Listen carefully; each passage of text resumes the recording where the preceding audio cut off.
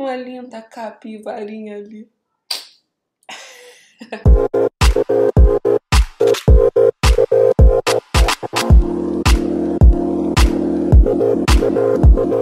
Chuchu!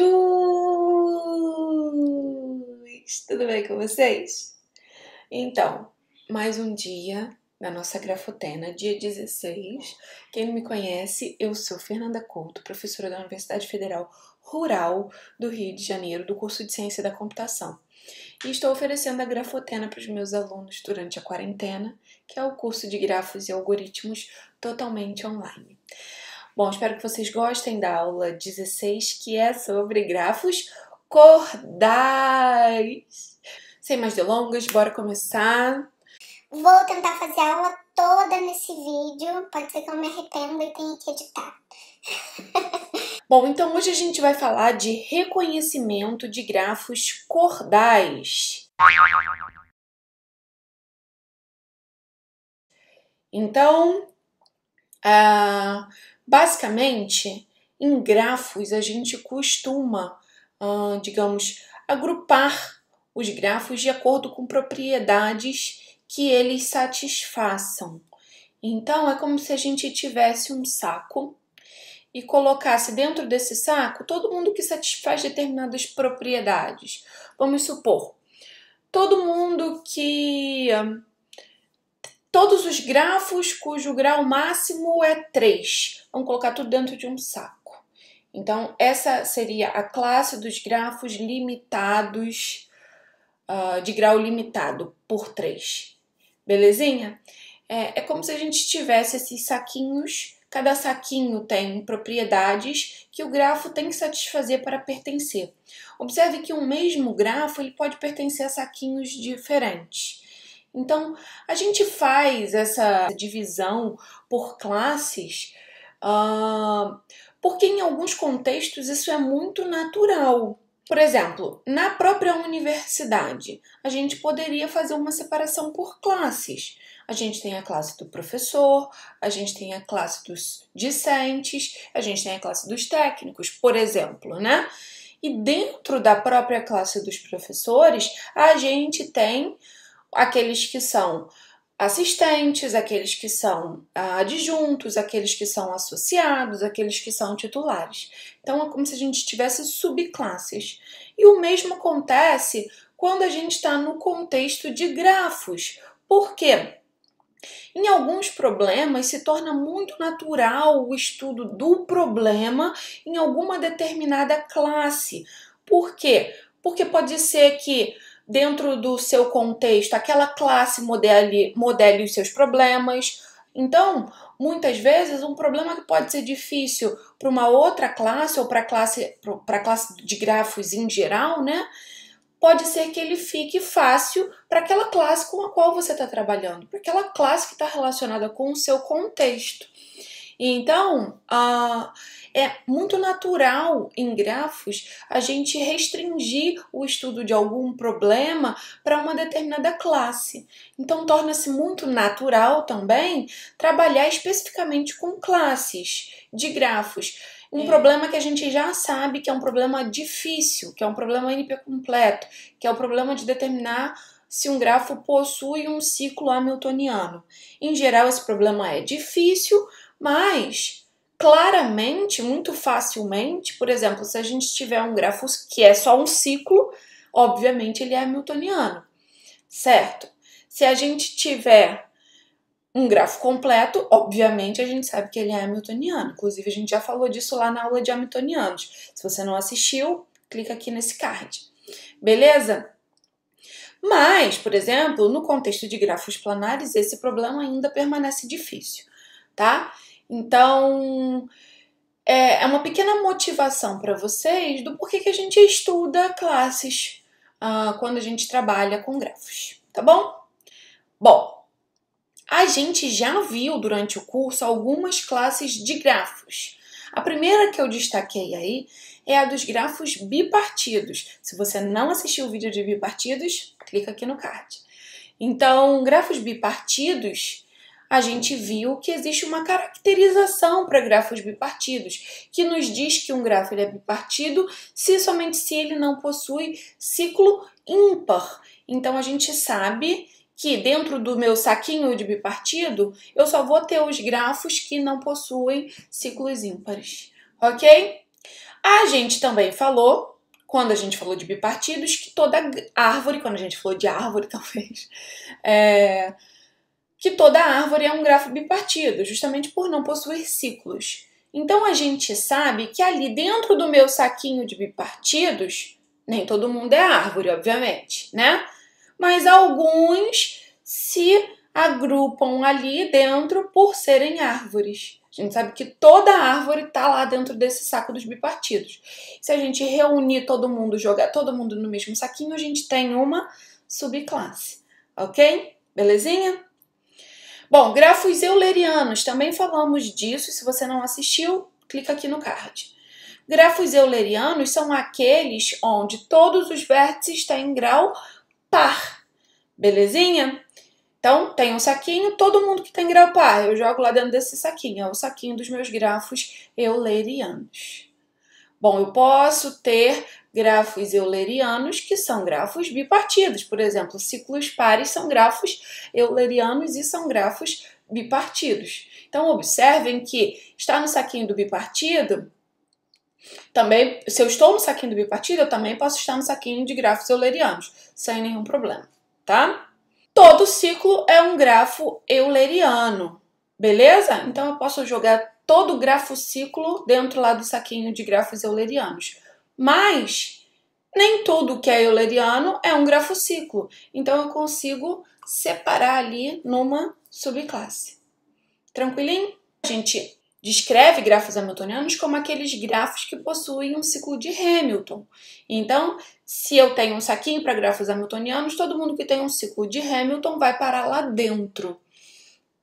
A gente sabe que todo grafociclo é um grafo hamiltoniano, belezinha? Então, a gente tem uma subclasse.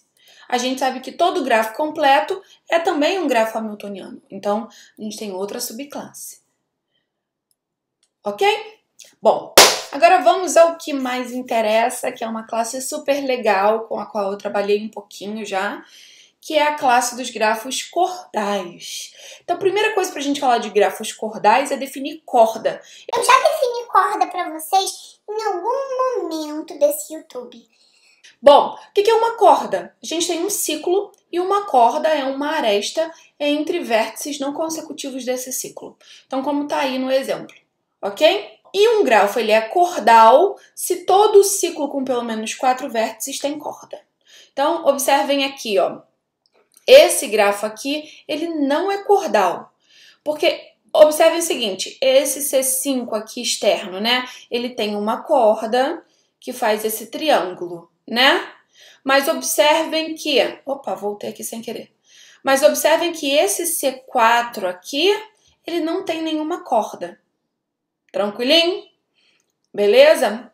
Além disso, a gente tem outro C4 aqui que está sem corda, ó. Por causa dessa corda aqui, eu acabo tendo esse C4 aqui, ó. Que se você pegar esses 4 vértices, o subgrafo induzido por esses 4 vértices aqui, você não tem corda. Então, esse grafo aí, ele não é cordal. Agora, observem esse grafo aqui. Se vocês repararem, esse C4 tem corda, esse C4 tem corda, e aqui a gente tem um triângulo, né? A gente também chama os grafos cordais de grafos triangularizados. Então, quando o grafo ele é cordal, ele fica cheinho de triângulos, tá? Então, a gente vai ver mais tarde, no finalzinho dessa aula, mais pro finalzinho dessa aula, como reconhecer um grafo cordal. A gente vai ver propriedades para isso. Mas, basicamente, eu posso afirmar aqui só de olho que esse grafo ele é cordal. Agora, esse terceiro grafo aqui, eu acabei de falar, né, que os grafos cordais, eles são também chamados de triangularizados. E esse grafo ele pode causar um pouquinho de confusão, uma vez que ele tem um monte de triângulos. Parece que ele é todo triangularizado, né? Mas observem o seguinte, ele não é, né? Imagina você puxando esse vértice aqui que eu tô mostrando para vocês para cima, assim, né? É como se a gente tivesse uma pirâmide, né? Então, observem que a base dessa pirâmide, ela não está triangularizada. Esse ciclo aqui, 6, esse ciclo de tamanho 6, ele não possui cordas, ok? Então, esse grafo ali também não é cordal, ok? Agora, para vocês ganharem um pouquinho de intuição, eu vou passar esse verdadeiro ou falso e quero que vocês trabalhem esse verdadeiro ou falso, ou melhor, quero que a gente trabalhe esse verdadeiro ou falso lá no fórum, tá? Então, primeira questão é: verdadeiro ou falso, toda árvore é um grafo cordal. Segunda questão, todo grafo bipartido é um grafo cordal. E terceira questão, a menos de árvores, nenhum grafo cordal é bipartido. Então, corre lá para o fórum. Vértices simpliciais. Agora a gente vai entrar no momento de caracterizar os grafos cordais. E para isso a gente vai precisar de alguns conceitos, tá bom? Basicamente são três conceitos. O conceito de vértice simplicial, o conceito de separador minimal e o conceito de esquema de eliminação perfeita, tá? Então, a gente diz que um vértice num grafo ele é simplicial se a vizinhança desse grafo induz uma clique. Então, observem aí no exemplo, esse vértice aqui ele é simplicial por quê? Porque os vizinhos dele, que são esses dois vértices aqui, ó, no retângulo rosa, eles formam um K2, que é uma clique. Da mesma maneira, esse vértice aqui, ele é simplicial.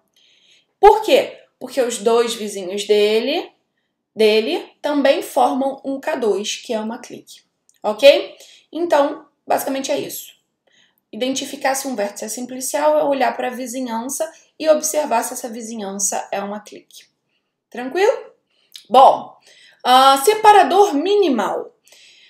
Separador minimal, a gente vai eleger como separador minimal um conjunto de vértices que faz... Então, imaginem o seguinte, a gente tem dois vértices não adjacentes, vamos supor V e W, tá? Que é o que a gente está usando aqui. Então, a gente diz que um conjunto S, ele é um VW separador quando, ao remover esse conjunto do grafo, esse conjunto S do grafo, a gente tem V numa componente conexa e W em outra componente conexa. Beleza? E a gente diz que esse separador é minimal quando esse conjunto é minimal com relação à propriedade de ser separador, de ser VW separador. Ok? Se você não assistiu o vídeo de maximal e máximo, que é análogo a minimal e mínimo, dá uma clicada aqui no card. Bom, então observem aqui o exemplo. A gente tem V e W aqui destacados em azul. E a gente sabe que esse cara aqui, esses dois caras, né? Eles são um separador, eles compõem um separador minimal de V e W. Observe que ele é um separador, claramente, porque quando eu tiro o V fica separado numa componente conexa e o W fica em outra componente conexa. Mas por que ele é minimal, né? Observem que se eu excluir um desses dois vértices, eu não consigo separar V e W, ok? Então, por isso que ele é minimal. Então, a gente vai começar a aprofundar. Daqui a pouco eu vou definir para vocês o esquema de eliminação perfeita, tá? Primeiro lema é um lema papum, nem tem prova. Por quê? É o seguinte, se a gente tem um grafo cordal com pelo menos dois vértices, então quando a gente remove um vértice desse grafo, a gente continua tendo um grafo cordal. Eu vou dar 3 segundos para vocês pensarem. Quando eu estou no contexto de grafos cordais, o que é prejudicial? Tirar a aresta é prejudicial, porque você pode estar tirando uma corda, né? Que cordaliza. Essa palavra eu acho que ela não existe em português, mas eu uso muito, tá? Então, você pode estar tirando uma corda que é responsável ali pela cordalização do grafo, tá? Mas quando você remove um vértice, você não arruína a cordalidade desse grafo. Todo mundo consegue enxergar isso? Isso é bem intuitivo em geral, certo? Porque um vértice você carrega tudo que está pendurado nele, então você não tem como criar um buraco. Por buracos entendam ciclos sem corda, tá? A gente tem uma definição para buraco que é ciclo a partir de 5, mas aqui eu estou abusando da linguagem, tá? Então, a gente sabe que quando remove um vértice de um grafo cordal, ele continua sendo cordal. Essa é a moral desse lema, que nem tem prova, porque é imediato, tá bom? Bom, teorema. G é cordal se e somente se todo separador minimal de G induz uma clique. Bom, a prova desse teorema, então vamos voltar aqui rapidinho. Esse grafo aqui, ele é um grafo cordal, todo mundo concorda? É bem simples de ver que ele é cordal, né? Aqui a gente tem um triângulo, então não tem nada para fazer. E aqui a gente tem um C4 que tem uma corda. Então, tá dentro da definição de grafo cordal. Aí o que eu quero que vocês observem aqui é que esse separador minimal é um K2, justamente uma clique. Então, eu tô num grafo cordal e eu tenho um separador minimal que é uma clique. O que a gente vai provar é que isso sempre acontece. Na verdade, é um se somente se. Então, o grafo ele é cordal se somente se todo separador minimal induz uma clique. Bom, então aqui a gente começa pela volta, tá bom? Então, o que é a volta aí nesse teorema? Se todo separador minimal induz uma clique, então G é cordal. Observem o seguinte, todo grafo que não possui ciclos é cordal, vocês concordam com isso? Por quê? Porque não tem nada para cordalizar, né? Se não tem ciclo, não precisa de corda. Então, é sempre cordal, satisfaz trivialmente a definição de ser cordal. Todo ciclo desse grafo possui corda, como não tem nenhum ciclo, isso é verdadeiro por vacuidade, tá bom? Bom, então, se ele não possui ciclo, né, ele é uma árvore ou uma floresta, né? Então, vamos pensar no conexo. Ele é uma árvore. Toda árvore, em uma árvore, toda aresta é ponte. O que é um separador minimal numa árvore? É um vértice. E todo vértice é um grafo completo. Ok? Beleza? Então, a gente tem trivialmente válida no caso de grafos acíclicos. Então, vamos supor que o nosso grafo possui algum ciclo, tá? E a gente quer provar, então, que esse ciclo vai ter corda, beleza? Se o separador minimal desse grafo induz uma clique, a gente vai provar que esse ciclo vai ter corda. Bom, então vamos pegar o ciclo, aqui eu peguei o ciclo V, T, W, Z1, Z2, tananã, ZK, V. Bom, um separador minimal, ele de V e W, certamente vai ter que conter o vértice T, todo mundo concorda? Eu tenho que colocar um numa componente conexa e o outro na outra componente conexa. Só o T não é suficiente, mas o T tem que estar lá. Todo mundo concorda? Bom, ele vai ter que conter o T e mais algum desses vértices aqui. Tranquilo? Tirando o T e mais algum desses outros vértices aqui que compõem o ciclo, certamente eu consigo separar o V numa componente conexa e o W na outra componente conexa. Certo? Tranquilo? Bom, a gente está supondo que todo separador minimal é uma clique. Beleza? Se é uma clique, eu tenho T nesse separador minimal e pelo menos algum Z. Se há uma clique, eu sei que 2 a 2 todos os vértices são adjacentes. Então, eu tenho uma aresta entre esses caras. Portanto, eu tenho uma corda no meu ciclo. Ok? Tranquilinha, né?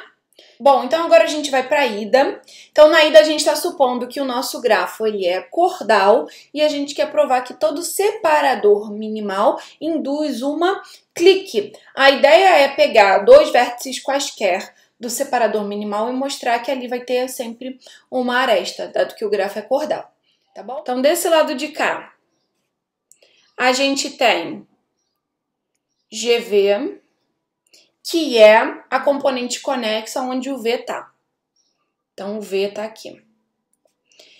E aqui desse lado de cá, a gente tem a componente conexa GW, que é a componente conexa onde o W está. Certo? Aqui na meiuca, eu tenho o meu separador, VW separador S. E eu tô tomando dois vérticezinhos aqui, S1 e S2, quaisquer. O que eu quero é provar que vai ter sempre uma aresta ali entre esses dois vértices.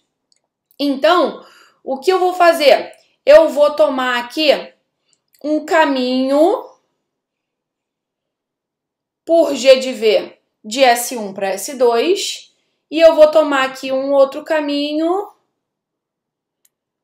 por GW de S1 a S2. Eu tô chamando esse caminho aqui, ó, essa parte do caminho que tá dentro de GV, de PV. E aqui a parte do caminho que tá dentro de GW, de PW. Então, eu tenho o seguinte, S1, PV, S2 é o caminho de S1 para S2, passando por vértices de GV. Esse caminho, ele existe porque S é um separador minimal, tá? Se não existisse esse caminho para cá, a gente estaria contradizendo a minimalidade do S, beleza? E o fato de S ser um separador, ok? Bom, da mesma forma, existe o caminho de S1 para S2 passando por GW, que é S1, PW. Eu não sei quais vértices estão em PW e em PV, mas eu sei que existe esse caminho, tá bom? S2. Então, ó, o que eu tô criando? S2. S2 eu uso PW para voltar para S1. O que eu tenho aí, meus amores? Eu tenho um ciclo. E eu tenho um ciclo com pelo menos 4 vértices, ok? Então, a gente sabe que esse ciclo tem corda. Por quê? Porque a gente está supondo que o nosso grafo ele é cordal. Se o nosso grafo ele é cordal, todo ciclo com pelo menos 4 vértices tem corda. Bom, essa corda poderia ser assim, entre vértices de PV e PW? 3 segundos para pensar. Claro que não, né? Por quê? Porque se existisse isso aqui, S não seria separador. Beleza? Pode tirar o S que continua ligando V de G com... Desculpa, G de V com G de W, por essa aresta. Beleza? Então, eu não posso ter corda entre vértices de PV e vértices de PW. Onde pode ser minha corda, então? S1, S2. Tranquilo? Então, acabamos de provar que tomando quaisquer dois vértices de um separador num grafo cordal, de um separador minimal num grafo cordal, a gente tem uma aresta ali entre eles. Consequentemente, é uma clique. Belezinha? Bom, isso está descrito aí no slide, é só vocês lerem e assistirem novamente o vídeo em caso de dúvida, tá bom? Ou aquela mensagenzinha esperta lá para tia. Bom, aqui um outro exemplo de grafo cordal e um VW separador. Observem aqui que esse VW separador é um triângulo e ele é minimal. Por quê? Porque se você tirar qualquer vértice aí desse separador, ele deixa de ser um VW separador. Tranquilinho? Bom, continuando no nosso aprofundamento sobre grafos cordais, a gente tem outro teorema. Se a gente tem um grafo cordal, a gente sabe que, bom, ele pode ser completo E aí, num grafo completo, pega um vértice, olha para a vizinhança dele, é sempre uma clique. Então, todo vértice é simplicial. Lembram da definição de simplicial? Foi no início desse vídeo. Um vértice ele é simplicial se quando eu olho para a vizinhança dele, ela induz uma clique no grafo. Beleza? Então, no grafo completo, eu pego um vértice, a vizinhança dele é todo o resto e todo o resto é uma clique. Tranquilo? Então, num grafo completo, todo vértice é simplicial. Agora, e observem que grafos completos são cordais, tá? Mas o grafo cordal ele pode não ser completo. Então, se ele não é completo, a gente sabe que tem pelo menos uma não aresta nesse grafo. Existem pelo menos 2 vértices não adjacentes. E a gente sabe que, nesse teorema aí diz pra gente que num grafo cordal, que não é completo, existem 2 vértices simpliciais que não são adjacentes. Ok? Bom, a prova disso é por indução sobre o número de vértices. Na base da indução, a gente tem o seguinte, não vou considerar nem um grafo com um vértice porque ele é completo. Para grafos completos a gente não tem nada para provar. Nem com 2 vértices, porque também é completa, um K2, ok? Então, eu vou considerar grafos com 3 vértices. Grafos com 3 vértices que não são completos são uma árvore, um caminho, né? E é válido, né? Esse cara aqui é simplicial. Por quê? Porque a vizinhança dele, que no caso é esse vértice aqui, é uma clique. E esse cara aqui é simplicial. Por quê? Porque a vizinhança dele é uma clique. Então, a gente está apresentando aqui 2 vértices não adjacentes que são simpliciais. Então, a base checked, ok? Daí, a gente passa para a nossa hipótese de indução. E aí, a gente vai usar uma indução forte. A gente vai supor que a proposição ela é verdadeira para qualquer grafo com menos do que n vértices, ok? Então, na hipótese de indução forte, a gente vai supor verdadeira para G com menos do que n vértices. Tranquilo? O que a gente vai fazer, meus amores? A gente está no mundo dos cordais. A gente acabou de provar que, num grafo cordal, todo separador minimal induz uma clique. Então, o que eu vou fazer? Eu tô com um grafo agora com n vértices, tá? Então, no meu passo, eu tô com um grafo agora com n vértices,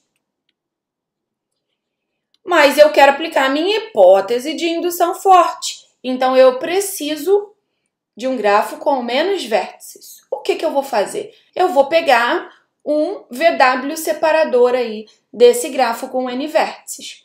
Quando eu tomo o meu S separador aqui, eu sei que eu tenho caras aqui, em particular o V tá aqui, em particular o W tá aqui, certo?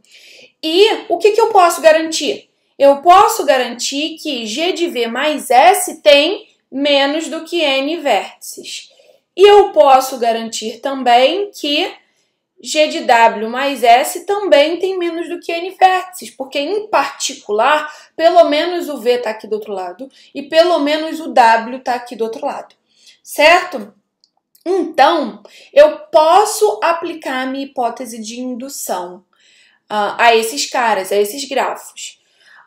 Todo mundo consegue enxergar o porquê que a indução forte se faz necessária aqui nesse caso? 3 segundos para pensar. Bom, a indução forte se faz necessária aqui porque eu não consigo garantir que esse número, G de V mais S, é N-1, ou G de W mais S é N-1. Eu não consigo garantir isso. Então, eu preciso da indução forte para que eu possa aplicar a minha hipótese a esses subgrafos aqui, ok? Então, eu posso aplicar, vou trabalhar aqui com G de V mais S e o mesmo vai acontecer com G de W mais S, é análogo, tá bom? Então, eu posso afirmar que G de V mais S tem menos do que N vértices, então eu posso aplicar minha hipótese de indução. E aí, pela minha hipótese de indução, o que pode acontecer? Ou bem isso é um grafo completo e todo mundo é simplicial, ok? Então, ou bem isso é completo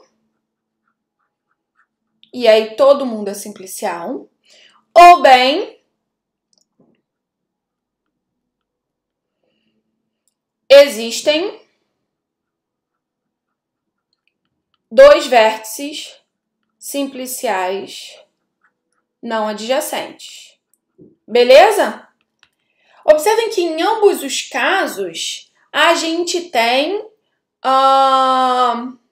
um vértice simplicial aqui em G de V. Tranquilo? A mesma coisa vai acontecer com o G de W mais S. Beleza? E a gente sabe que entre G de V e G de W não existe aresta. Então, a gente sabe que esses vértices simpliciais, eles não são adjacentes. Belezinha? Bom, espero que tenham entendido essa indução. Se ficou alguma dúvida, mandem aquela mensagem. Belezinha? Deixem no comentário, por WhatsApp, e-mail, enfim. Bom, e por que você precisa ligar para isso? Por que você tem que se preocupar com isso? Bom, esses resultados que eu apresentei até agora, eles são a base para o reconhecimento de grafos cordais. Então, uma estratégia que a gente já pode pensar a partir dos conceitos que a gente viu é que grafos cordais sempre têm vértices simpliciais. Em particular, a gente sabe pelo teorema que a gente acabou de ver que sempre existem dois vértices simpliciais que não são adjacentes, certo? O que a gente pode fazer, adotar como estratégia num reconhecimento? Estou olhando esse grafo aqui, eu quero saber se ele é cordal. Rapidamente, identifica esses simpliciais, né? Se não existirem esses dois vértices simpliciais não adjacentes, você já pode dizer que ele não é cordal. Então, identificou lá um vértice simplicial num grafo cordal. A gente viu lá, o primeiro lema dizia que você pode remover qualquer vértice de um grafo cordal que ele continua cordal. Então, remove esse vértice simplicial. Procura outro vértice simplicial. Tem que existir porque o grafo continua cordal, se o grafo for cordal originalmente, né? Então, remove esse outro vértice simplicial. O grafo continua cordal. Procura outro vértice simplicial. O grafo continua cordal. Remove, o grafo continua cordal. E assim sucessivamente até que você não tenha mais remoções a fazer. Bom, você não vai ter mais remoções a fazer. Ou porque você não tem mais vértices simpliciais, mas ainda tem vértices, e o seu grafo, então, não é cordal, ou você não tem mais vértices, e o seu grafo ele é cordal. Então, essa é basicamente a estratégia para o reconhecimento de grafos cordais. Bom, será que, o que a gente está falando, né? O que eu acabei de falar? Se o grafo for cordal, você, nesse processo de remoção de simpliciais, você vai esgotar os seus vértices do grafo. Será que isso é suficiente para garantir que o grafo ele é cordal? Parece que sim, né? Mas a gente vai provar. E, por fim, como é que a gente localiza esses vértices simpliciais de maneira eficiente? Para a gente responder essas duas perguntas, a gente vai definir aquilo que eu falei para vocês lá, que era uma das definições importantes para o reconhecimento de grafos cordais, que é o esquema de eliminação perfeita. Então, o esquema de eliminação perfeita ele é uma ordenação dos vértices do grafo, de modo que, por exemplo, V1, a gente sabe que V1, ele é o primeiro cara aqui da minha ordenação. A gente sabe que ele é um cara simplicial no grafo. O que isso quer dizer? Quer dizer que a vizinhança dele que está aqui à direita dele, certamente, porque ele é o primeiro cara aqui do meu esquema. Então, a vizinhança dele aqui induz uma clique. Tranquilo? Beleza? Bom, aí, o que você tem que pensar? Remove o V1. Sempre na estratégia da remoção. O V2 agora, ele é simplicial, dado que eu tenho um esquema de eliminação perfeito. O que isso significa? Significa que a vizinhança do V2 à direita de V2 na ordenação induz uma clique. Belezinha? Removi o V2 também. V3. V3 agora é simplicial. Então, a vizinhança do V3 daqui para frente induz uma clique. Ok? Não importa se o V3 era vizinho do V1 ou do V2. Depois que eu removi o V1 e o V2, o V3 tem que ser o simplicial da vez. Belezinha? Então, isso é um esquema de eliminação perfeita. O esquema de eliminação, ele não precisa ser único, tá bom? Você pode ter vários esquemas de eliminação perfeita dentro de um mesmo grafo. Agora, a gente chega no teorema que mata a pau. Um grafo é cordal se somente se ele possui um esquema de eliminação perfeita. Bom, vamos provar isso. Ida. Se G for cordal, a gente quer mostrar que ele possui um esquema de eliminação perfeita. Vocês concordam que se G é cordal, aquela remoção de simpliciais é um EEP? Então, estamos feitos. We're done. Ok? Suponha agora a volta que G possua um esquema de eliminação perfeita. E a gente quer mostrar que G é cordal. Vamos pegar um ciclo. Se não tiver ciclo, a gente já sabe que ele é cordal, então não há o que fazer, ok? Então, vamos pegar um ciclo com pelo menos 4 vértices. E eu vou pegar um vértice V do ciclo, que seja o vértice do ciclo que esteja mais à esquerda do meu esquema de eliminação perfeita. O que eu sei? Eu sei que se V está num ciclo, a vizinhança de V possui pelo menos 2 vértices ZW que não são consecutivos nesse ciclo. Todo mundo consegue visualizar? V está no ciclo. Se ele está no ciclo, ele tem grau 2 nesse ciclo, certo? Então, a gente sabe que V tem pelo menos esses 2 vizinhos. E esses 2 vizinhos, eles não são consecutivos no ciclo. Ok? Então, WZ não consecutivos no ciclo. A gente sabe que o V, ele é simplicial, né? No subgrafo induzido por ele e os seus vizinhos à direita dele. Por quê? Porque a gente está num EEP. Tranquilo? Se ele é simplicial no subgrafo, né, induzido por ele e os seus vizinhos à direita, a gente sabe que a aresta WZ pertence ao grafo. Por quê? Porque a vizinhança à direita do vértice no esquema de eliminação perfeita, ela tem que induzir uma clique. Então, 2 a 2 são adjacentes. Como W e Z certamente são vizinhos de V e estão à direita de V no esquema de eliminação perfeita. Por quê? Porque justamente eu peguei o vértice do ciclo mais à esquerda. Então, os outros vértices que estão no ciclo certamente estão à direita desse cara.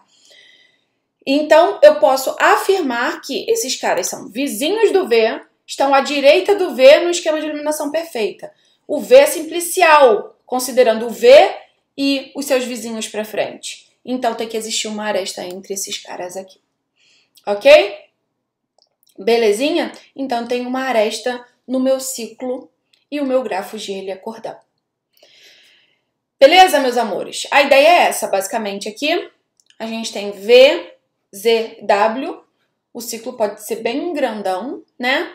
Mas a gente consegue garantir que a gente tem essa aresta aqui. Tranquilinho? Então, o nosso grafo ele é cordal. Bom, estamos quase finalizando. O que está faltando?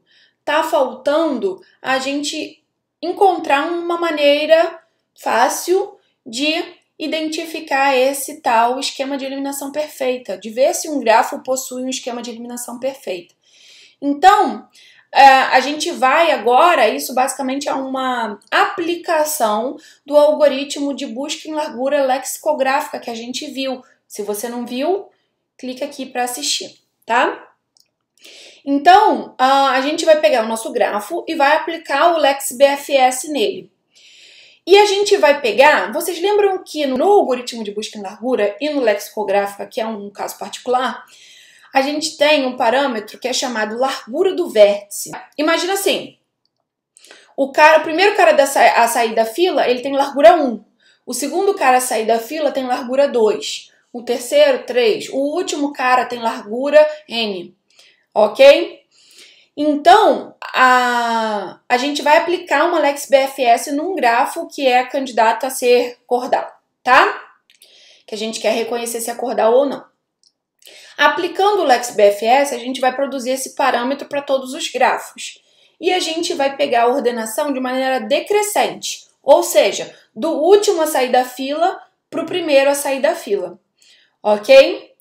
E a gente está afirmando aqui nesse lema que essa ordenação é um EP. Tranquilo?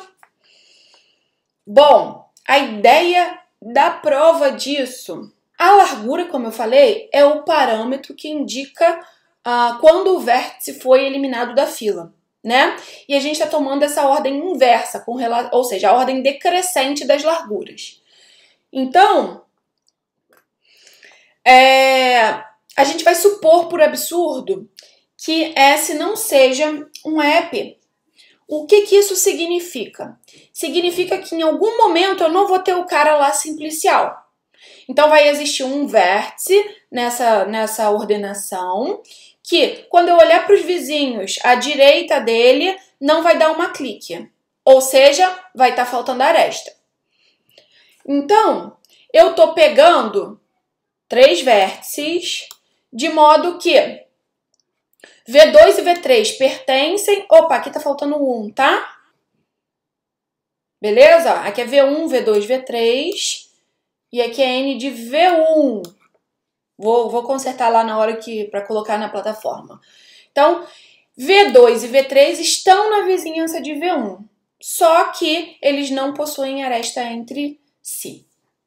Tranquilo? Bom, eu vou mostrar que isso não vai poder acontecer. O que acontece?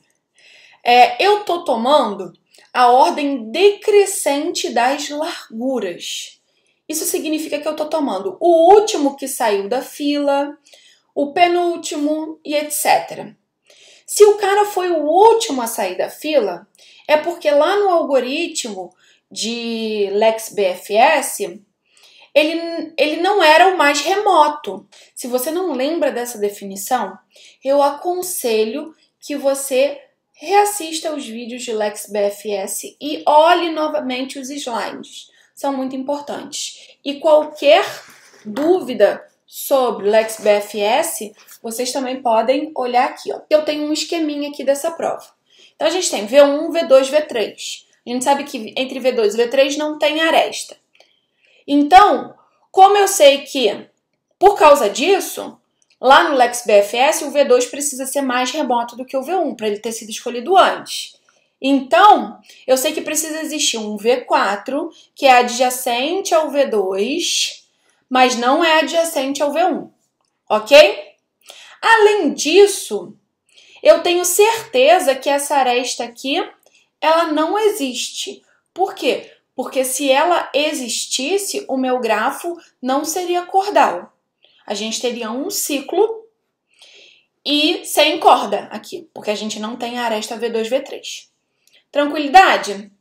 Então, eu sei que essa aresta aqui não existe. Então, esse processo vai continuar.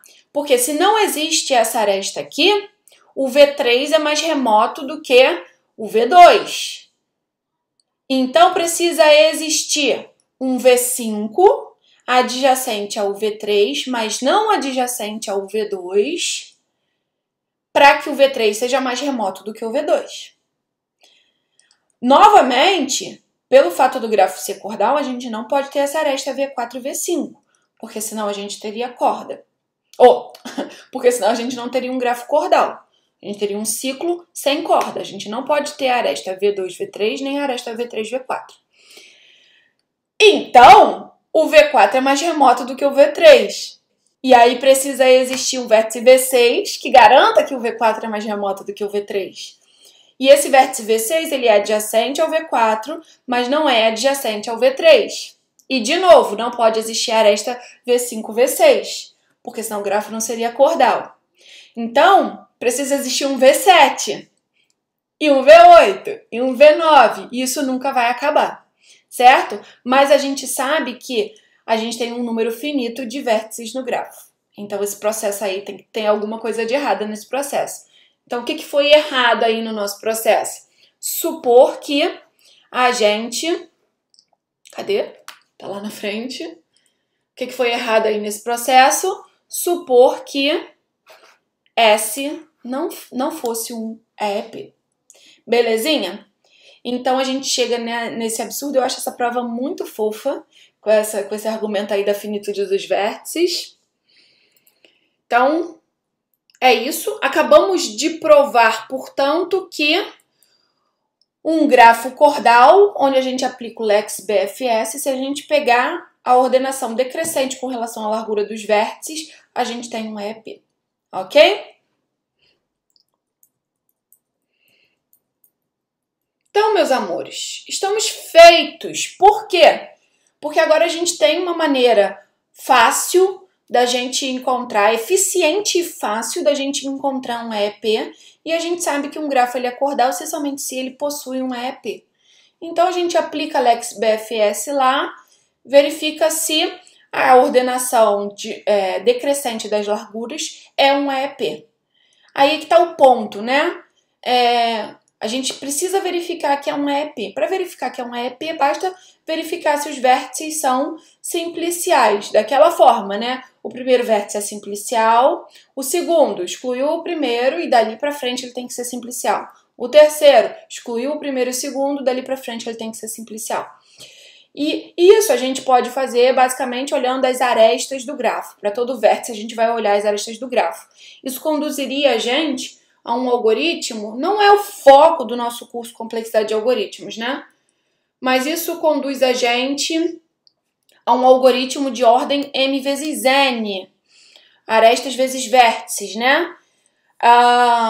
Só que essa técnica ela pode ser refinada para obter um algoritmo linear. Vocês também encontram esse refinamento aqui no livro do Jaime, tá bom? Então, a gente sabe que o reconhecimento de grafos cordais ele pode ser feito em tempo linear. Entretanto, não está no nosso escopo aqui nem falar de complexidade e nem...